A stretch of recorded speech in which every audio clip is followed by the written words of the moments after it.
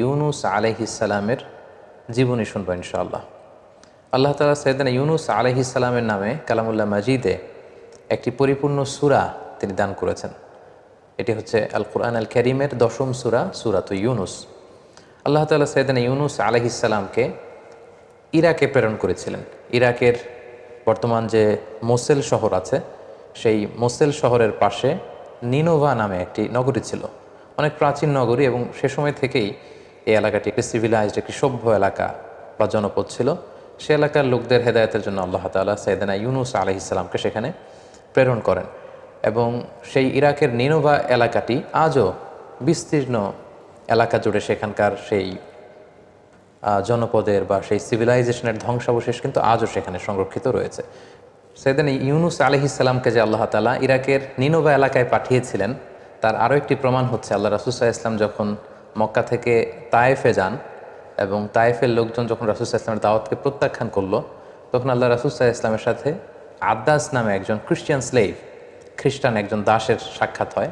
রাসূল সাল্লাল্লাহু আলাইহি ওয়াসাল্লাম তাকে জিজ্ঞেস করেছিল যে তোমার নাম কি? সে বলেছিল আদ্দাস। রাসূল সাল্লাল্লাহু আলাইহি ওয়াসাল্লাম জিজ্ঞেস করলেন যে মিন আইয়িল বিলাদি আনতা, তুমি কোন দেশের মানুষ? তখন সে বলল যে আমি নিনোভা এলাকার মানুষ। তখন রাসূল সাল্লাল্লাহু আলাইহি ওয়াসাল্লাম বললেন যে ইউনুস ইবনু মাত্তা যেই নিনোভা শহরে এসেছিল সেই এলাকার লোক তুমি? তখন আদ্দাস বলল যে আপনি কি করে জানলেন? আল্লাহ রাসূল সাল্লাল্লাহু আলাইহি ওয়াসাল্লাম বললেন জানবো না, কারণ ইউনুস তো আমার ভাই, আমিও নবী, তিনিও ছিলেন নবী।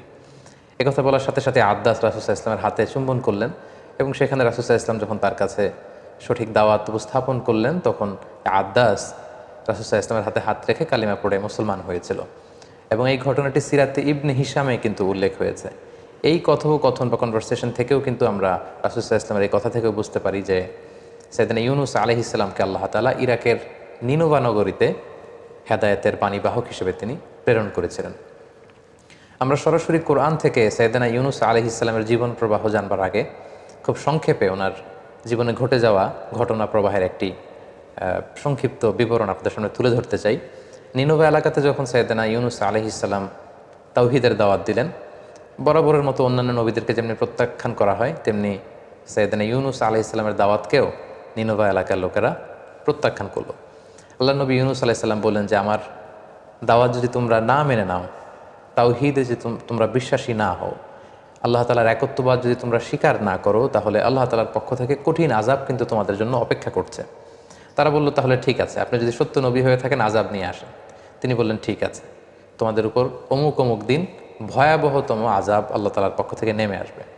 কিন্তু মজার ব্যাপার হলো আযাব নেমে আসলো না। আযাব নেমে না আসার কারণে সাইয়েদনা ইউনুস আলাইহিস সালাম ভাবলেন যে আমি বলেছি আযাব আসবে, কিন্তু আযাব তো আসছে না। তিনি এলাকা থেকে হিজরত করলেন।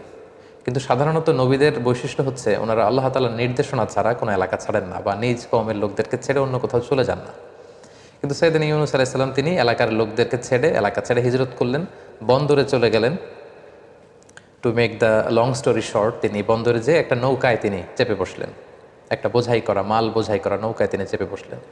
নৌকা চলতে আরম্ভ করলো, সাগরের মাঝখানে হঠাৎ করে সুনামি তৈরি হলো, ঝড় শুরু হলো, নৌকা ডুবে যাবে প্রায়। সবাই মিলে প্ল্যান করলো যে একজনকে যদি সাগরে আমরা ফেলে দেই তাহলে হয়তো নৌকাটা বেঁচে যাবে। এখন কাকে ফেলা হবে? কেউই তো রাজি হচ্ছে না। তখন তারা লটারি করলো। লটারিতে বারবার ইউনুস আলাইহিস সালামের নাম আসে। তিনবার যখন সাইয়েদনা ইউনুস আলাইহিস সালামের নাম আসলো, সবাই মিলে আল্লাহর নবী ইউনুস আলাইহিস সালামকে সাগরে নিক্ষেপ করলো, এবং আল্লাহ তাআলার আদেশে বিশাল তিমি মাছের আকৃতির একটি বড় মাছ এসে আল্লাহর নবী ইউনুস আলাইহিস সালামকে গিলে ফেললো। ওইদিকে আযাব তখন না আসলেও আল্লাহ তাআলা যখন চাইলেন ঠিক তখন আযাব সাইয়েদনা ইউনুস আলাইহিস সালামের কওমের উপর আপতিত হতে লাগলো। কিন্তু আযাবের নিদর্শন দেখে প্রচণ্ড বাতাস, আকাশ লাল হয়ে যাচ্ছে, মেঘে ঘনীভূত হয়ে যাচ্ছে, বিকট শব্দ হচ্ছে, এগুলো যখন তারা দেখতে আরম্ভ করলো, ইউনুস আলাইহিস সালামের কওমের লোকেরা বুঝতে পারলো যে আসলে ইউনুস ইবনে মাত্তা তিনি সত্যিকার অর্থেই আল্লাহর নবী, তিনি মিথ্যা কিছু বলেননি, আসলে আল্লাহ তাআলার আযাব কিন্তু আমাদেরকে পাকড়াও করবে। এই চিন্তা থেকে ইউনুস আলাইহিস সালামের কওমের সবাই ঘর থেকে বেরিয়ে আসলো, এবং সবাই কান্নাকাটি করে কায়মানোবাকে আল্লাহ তাআলার কাছে তওবা করে তারা মুমিন হয়ে গেল।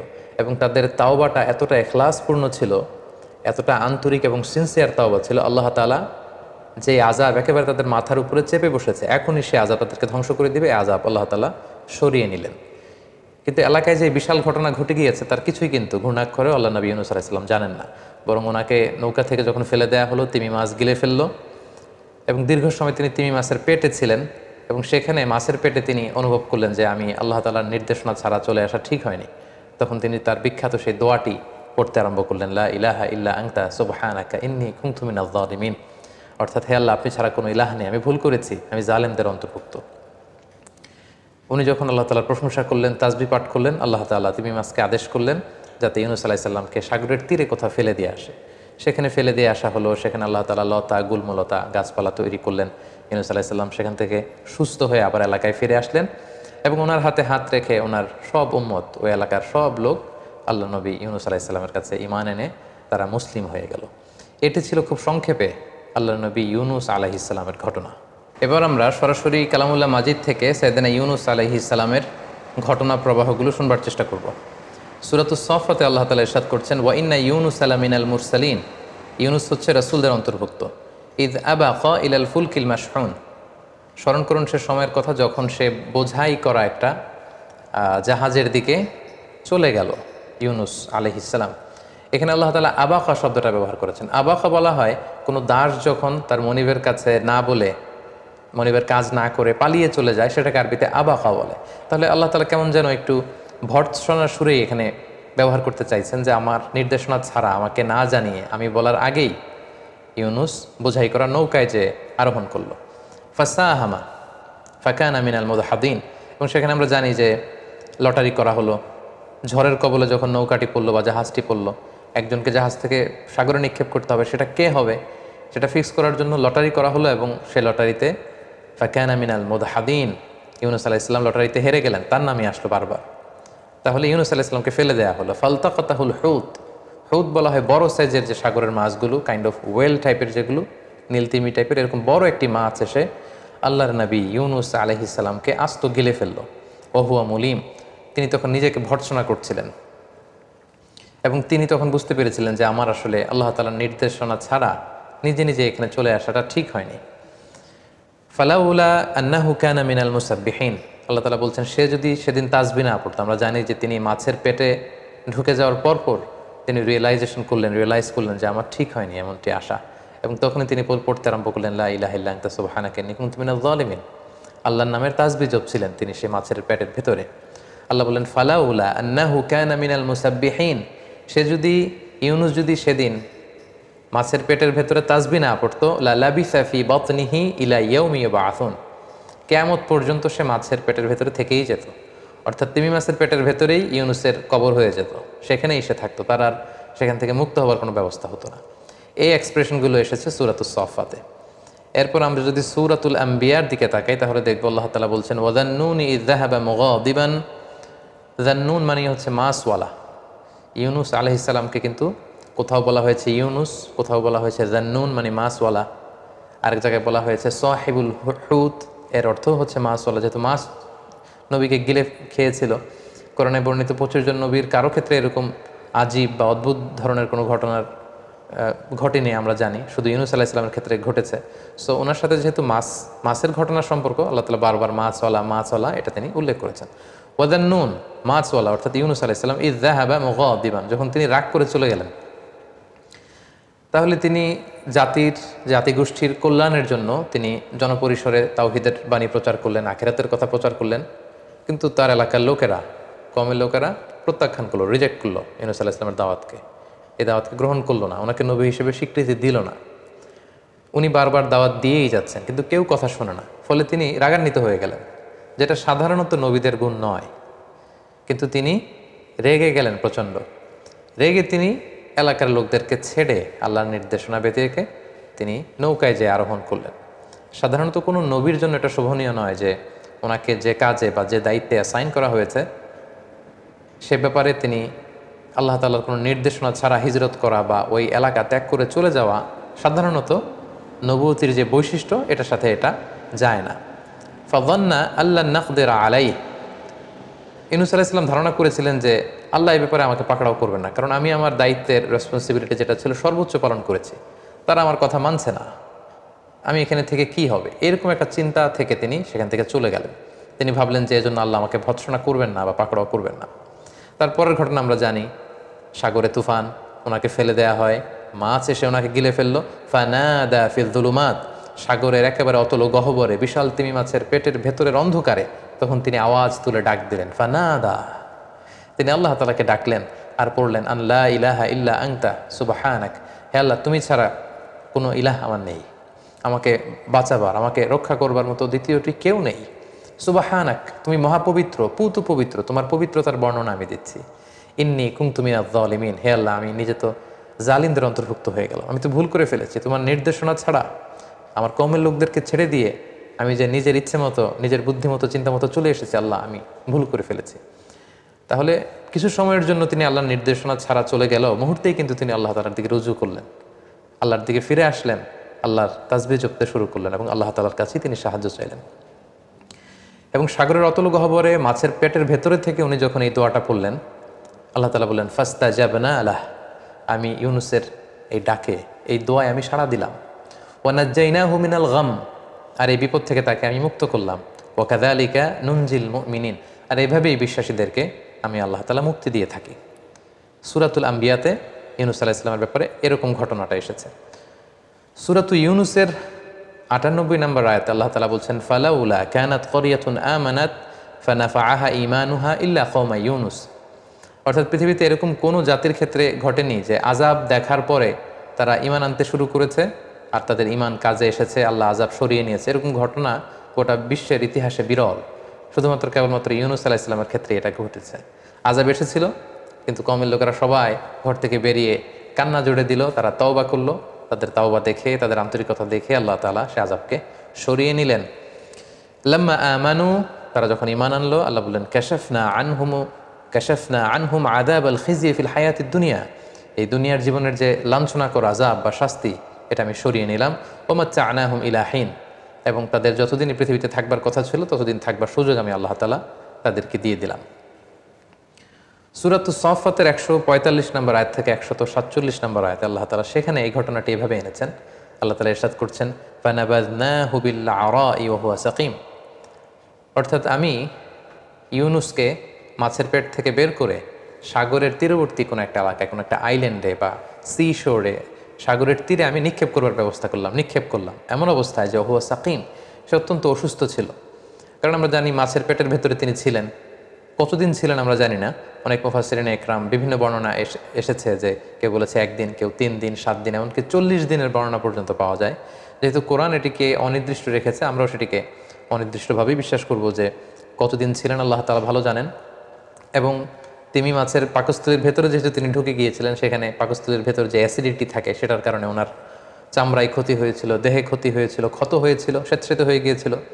এজন্য আল্লাহ তাআলা বলছেন ওহুয়া সাকিম, সে অসুস্থ ছিল। এই অসুস্থ অবস্থায় তাকে আমি তিমি মাছের পেট থেকে বের করে সাগরের তীরে নিক্ষেপ করার ব্যবস্থা করলাম। এই অসুস্থ দেহ নিয়ে তিনি সাগর তীরে পড়ে রইলেন। আল্লাহ তাআলা বলছেন, ওয়াম্বাতনা আলাইহি শাজারাতাম মিন ইয়াকতিন, তারপর তার চারপাশে আমি লতা জাতীয় কিছু গাছ উৎপন্ন করলাম। সাগরের তীরে সাধারণত গাছপালা থাকে না। আল্লাহ তাআলা বললেন, আমি অসুস্থ ইউনুসকে সুস্থ করবার জন্য সেখানে কিছু ইয়াকতিন, অনেক মুফাসসিরিন একরাম এটাকে লাউ গাছ বলেছেন। বেসিকলি ইয়াকতিন হচ্ছে এমন ধরনের কিছু প্ল্যান্টস বা গাছপালা যেগুলোর মজবুত গোড়া হয় না, লতা পাতা দিয়ে যেই ফল ফসলগুলো হয় এগুলোকে ইয়াকতিন বলে, যেমন শশা, বাঙ্গি, তরমুজ, লাউ, এগুলো। তো এই লাউ জাতীয় কিছু গাছপালা আমি ইউনুস এর সুস্থতার জন্য আমি সেখানে উৎপন্ন করলাম। সেই ফল খেয়ে সেটার ছায়ায় থেকে থেকে ইউনুস সুস্থ হয়ে গেল। তারপর আল্লাহ তাআলা বললেন, ওয়া আরসালনাহু ইলা মিআতি আলফিন আও ইয়াজিদুন, তারপর তাকে সেখান থেকে তার কওমের কাছে আমি পাঠালাম যাদের সংখ্যা ছিল ১,০০,০০০ বা তার চেয়েও বেশি। ফাআমানু, এবং নবীকে দেখে তারা সবাই ঈমান আনলো। সুবহানাল্লাহি বিহামদিহি। ফামাত্তা'নাহুম ইলা হিন, এবং একটা নির্দিষ্ট সার্টেন পিরিয়ড পর্যন্ত ইউনুস আলাইহিস সালামের কওমের লোকদেরকে পৃথিবীতে বসবাসের সুযোগ আমি আল্লাহ তাআলা করে দিলাম। তাহলে সম্মানিত শুধু এই ছিল কোরআনের ধারা বর্ণনায় সাইয়েদনা ইউনুস আলাইহিস সালামের জীবনী। এবার আমরা সরাসরি ওনার জীবনী থেকে কি কি লাইফ লেসন আমরা নিতে পারি সেদিকে চলে যাব। প্রথম যে লাইফ লেসনটি আমরা ইউনুস আলাইহিস সালামের জীবনী থেকে নিতে পারি সেটা হচ্ছে রেগে যাওয়া থেকে আমাদেরকে সাবধানে থাকতে হবে।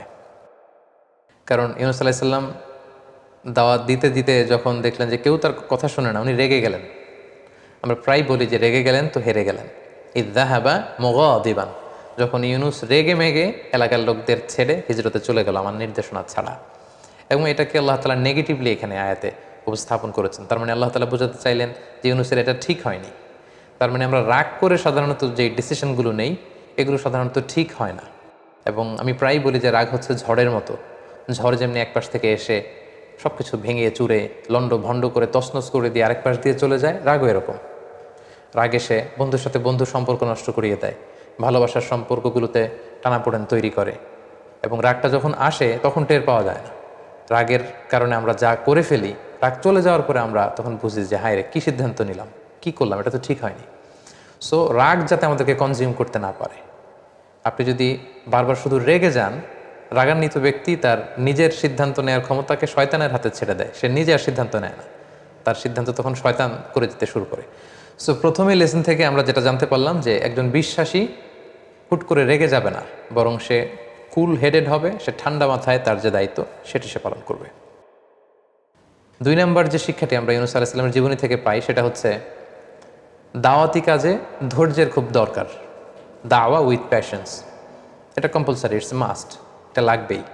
বাংলা একটা কথা বলা হয় যে সয়ে যাও রয়ে যাবে। যে সয়ে যেতে পারে সে রয়ে যেতে পারে। সো ধৈর্যের কোনো বিকল্প নেই। এবং ইউনূস আলাইহিস সালামের এই ঘটনার অবতারণা কালামুল্লাহ মাজিদে করবার মধ্য দিয়ে কিন্তু আল্লাহ তাআলা বিশ্বনবীকে মূলত সান্ত্বনা দিচ্ছেন যে নবী, আপনাকে মক্কার কুরাইশরা কেউ পাগল বলে, কেউ কবি বলে, কেউ গণক বলে, কেউ জাদুকর বলে, কেউ মিথ্যাবাদী বলে, আপনি রেগে যাবেন না নবী। ইউনূস যেমনি তার কওমের লোকদের উপর রেগে আমার নির্দেশনা ছাড়াই চলে গিয়েছিল, আপনি আবার এরকম রেগে মেগে মক্কা ছেড়ে কোথাও চলে যাবেন, অন্য কোথাও চলে যাবেন না। এবং সেটি আল্লাহ তাআলা সূরাতুল কালামে খুব সুন্দর করে তিনি বলেছেন যে ফসবির লি হুকমি রাব্বিক, হে নবী, আপনার রবের যে ফায়সালা আপনি এতে ধৈর্য ধারণ করুন। ওয়ালা তাকুন কা সাহিবিল হুত, ওই মাছওয়ালা মানে আমার নবী ইউনূসের মতো হবেন না। ইয নাদা ওয়া হুয়া মাকদুম, সে নির্দেশনা ছাড়া চলে যাওয়ার কারণে বিপদে পড়েছিল, কিন্তু বিপদে পড়ে আবার ঠিকই আমাকে ডেকেছিল, আমি তাকে রেহাই দিয়েছিলাম। এবং ইউনূস আলাইহিস সালামের এই ঘটনা বারবার বিভিন্ন আয়াত বিভিন্ন সূরায় বর্ণনা করার মধ্য দিয়ে কিন্তু মূলত আল্লাহ তাআলা বিশ্বনবীকে সান্ত্বনা দিয়েছেন যে নবী, আপনি রেগে যাবেন না, ধৈর্য ধারণ করুন। সূরাতুল মুজাম্মিল আল্লাহ তাআলা বলছেন ওয়াসবির আলা মা ইয়াকুলুন ওয়াহজুরহুম হাজরান জামিলা, নবী হে, ওরা কি বলে আপনি ভ্রুক্ষেপ করবেন না, just don't care, ignore them, তাদের এই কথাবার্তাগুলোকে আপনি ইগনোর করুন এবং আপনি ধৈর্য ধারণ করুন। তাহলে ইউনূস আলাইহিস সালামের জীবনী থেকে 2 নম্বর শিক্ষা হচ্ছে যে আমরা যখন দাওয়াতি কাজ করব আমাদেরকে প্রচণ্ড ধৈর্যের সাথে দাওয়াতি কাজ করতে হবে। বাধা বিপত্তি, বিরূপ মন্তব্য, নানা ধরনের প্রতিকূলতা, বাজে কমেন্টস এগুলো আসবে, কিন্তু ধৈর্য হারানো যাবে না। বিশ্বাসীরা কখনো ধৈর্য হারায় না। সেদিন ইউনূস আলাইহিস সালামের জীবনী থেকে বা ঘটনা প্রবাহ থেকে আমরা 3 নম্বর যে শিক্ষাটা পাই সেটা হচ্ছে পাওয়ার অফ তাওবা। তাওবার যে কত শক্তি সেটা কিন্তু আমরা এই ঘটনা থেকে জানলাম। যে নিশ্চিত আল্লাহ তাআলার আযাব এসে এই নিনভা নগরীকে একেবারে ধ্বংস করে দেবে, ধূলিসাৎ করে দেবে, মাটির সাথে মিশিয়ে দেবে। কিন্তু তারা যখন ভুল বুঝতে পারলো, তারা যখন অনুতপ্ত হলো, তারা যখন অনুশোচনায় কাতর হয়ে আল্লাহ তাআলার কাছে কায়মনা বাক্যে ক্ষমা চাইলো, তারা যখন ফিরে আসলো, তারা যখন একনিষ্ঠভাবে তাওবা করলো, আল্লাহ তাআলা সেই সাক্ষাৎ শাস্তিকে তিনি ওনার মেহেরবানিতে তিনি সরিয়ে নিলেন, উঠিয়ে নিলেন। তাহলে তাওবার কত শক্তি, দ্য পাওয়ার অফ তাওবা, এটা আমরা এই ঘটনা থেকে খুব স্পষ্ট জানতে পারি। অনেকে এখানে প্রশ্ন করে থাকেন যে আযাব যখন চলেই এসেছে, আযাব যখন দেখা যাচ্ছে, তখন আর তাওবা করে লাভ কি? তাওবা তো এর আগে করতে হয়। এটা বলতে যে অনেকে বলেন যে ফেরাউনও তো ঈমান এনেছিল যখন সে ডুবে যাচ্ছিল। ফেরাউন তখন বলতেছিল যে আমানতু আন্নাহু লা ইলাহা ইল্লাল্লাযী আমানাত বিহি বানু ইসরাঈল ওয়া আনা মিনাল মুসলিমিন। বনি ইসরাইলের লোকজন যার উপর ঈমান আনে, আমি ফেরাউনও সে আল্লাহর উপর ঈমান আনলাম। আল্লাহ বললেন আল আন, এখন অনেক বাড়াবাড়ি তুমি করেছো, দ্য টাইম ইজ আপ, সময় শেষ। অনেকে প্রশ্ন তুলে থাকেন যে ফেরাউনও তো লোহিত সাগরে যখন হাবুডুবু খাচ্ছিল, তার রুহু বের হওয়ার আগে সে হাত তুলে বলেছিল আনা মিনাল মুসলিমিন, আমি ঈমান আনলাম। তো আল্লাহ ফেরাউনের ঈমান কবুল না করে ইউনূস আলাইহিস সালামের পুরো কওমের তাওবাকে কেন কবুল করলেন, তাদের ঈমান কেন গ্রহণ করলেন, আযাব দিতে যেও সরিয়ে নিলেন কেন? এর কারণ হচ্ছে নিনভা অঞ্চলের লোকদেরকে এর আগে কোনো নিদর্শন দেখানো হয়নি। এই প্রথম তারা আযাবের ঘনঘটা দেখা মাত্রই তাদের অন্তরে আল্লাহর ভয় চলে এসেছে, তারা একনিষ্ঠভাবে তাওবা করেছে। কিন্তু ফেরাউনের ব্যাপারটা ছিল ভিন্ন। কালামুল্লাহ মাজিদে এসেছে যে ৯ আয়াত, 1 2 3 4 করে 9টা মুআজিজা, 9টা নিদর্শন একের পর এক ফেরাউনকে, মিশরীদেরকে বারবার এগুলো দেখানোর পরেও ফেরাউনের ঔদ্ধত্য, দাম্ভিকতা কোনোভাবেই কমছিল না। সরাসরি মুসা আলাইহিস সালাম লাঠি ফেললেন, এটা সাপ হয়ে গেল। পুরো মিশরের বড় বড় জাদুকরদের বানানো জাদুগুলোকে খেয়ে সেই অজগর সাপ, সেই বড় সাপ ফনা তুলে দাঁড়িয়ে রইল।